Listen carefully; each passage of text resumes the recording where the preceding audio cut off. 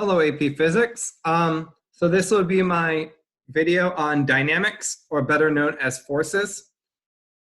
For reference, this is chapters 4 and 5 in your book. The notes for this actually aren't too extensive, but these basic ideas I think are used so widely that they're really important.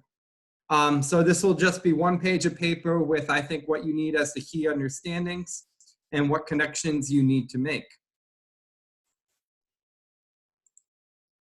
So here we go.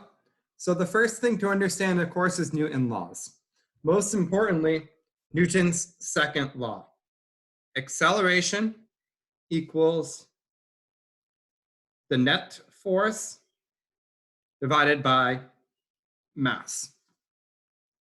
A net force divided by the mass creates an acceleration. This leads us to go back to now the first law, because once you have the second law, the first law is really just a special case. It basically says when the net force equals 0, when there's no net force on an object, guess what? Acceleration equals 0. No matter how you frame it, that's what basically Newton's first law is saying. And there we go. And then the third law, the force of 1 on 2 equals the force of 2 on 1. Just the important thing to keep in mind here is that these forces are one object on another, and that object back on the other one. It can't be within one object. You have to have two objects to have a Newton's third law pair. Also, equation-wise, we have friction. There are two types of friction, of course, static and kinetic. So this is static and kinetic. So static is likely when something is still, but that's not always the case. When we had talked about in rotational motion of something rolling, when something is rolling, actually the friction you care about is static friction, like a car's tire or a ball down a ramp. And this is kinetic friction, the friction of movement.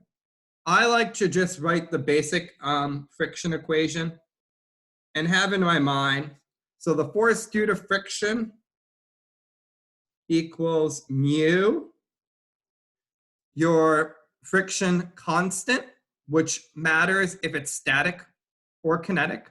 Likely this will be greater for static, times by the normal force.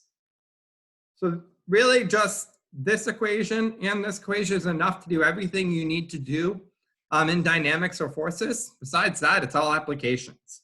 And there are two applications that we'll go through that really matter. They are the block on the ramp scenario and then the Atwood machine. And let's talk about these two. So notice in these, I have a block on a ramp. In this case, it wouldn't matter if it was moving or not. A lot of what I'll show you is the same. It would certainly change when I went to solve the problem, but not in this case. So one big thing we did in dynamics is free body diagrams. So this object actually has three forces. The force due to gravity, which is down. The normal force, which is perpendicular to the surface. And then the force due to friction. I don't know if this is moving or not. So I just called it F sub F, that acts against its motion.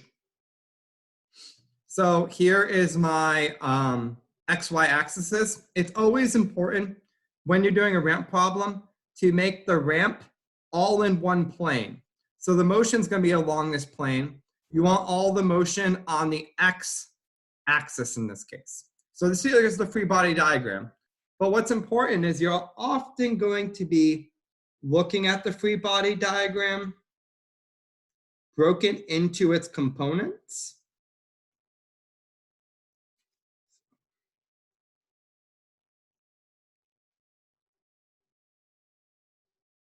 So here I just redrew it. What's often important is the components though. So we have an y component and an x component here. So this right here, my angle would be this one right here.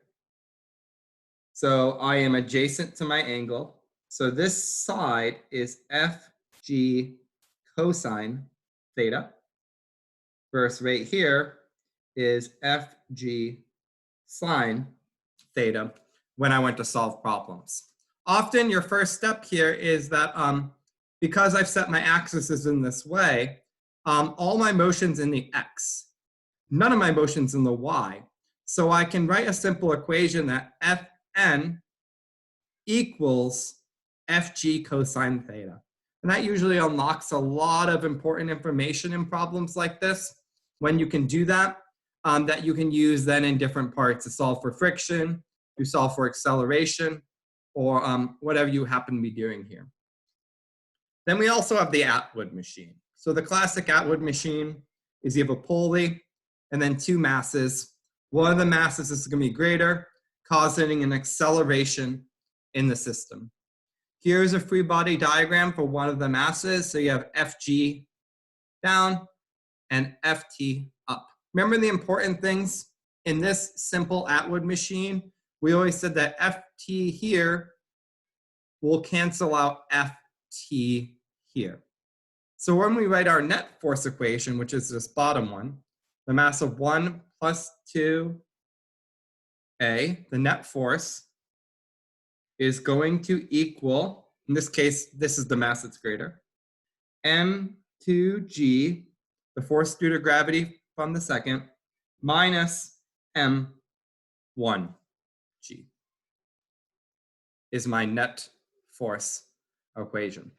Also in solving these problems, so this is for the whole system, both masses. It's also important to think about both objects as a system. And of course, I can write net force equations for those two. Here, this is going up. So Ft is winning. Ft minus m1g. Here, Fg is winning. So m2g minus Ft for my equations. And then from here, the problem can be set up in many different ways. Usually you're solving for this acceleration of the system, and then using that acceleration in one of these equations to solve for tension. Doesn't matter which equation you use, both should come to the same tension figure when you're done with this problem of the Atwood machine. So if you keep in mind Newton's laws, particularly by far the most important one, the second one, your friction equation, how you handle a block on a ramp, free body diagram, really important here, and then being able to break down gravity into its components.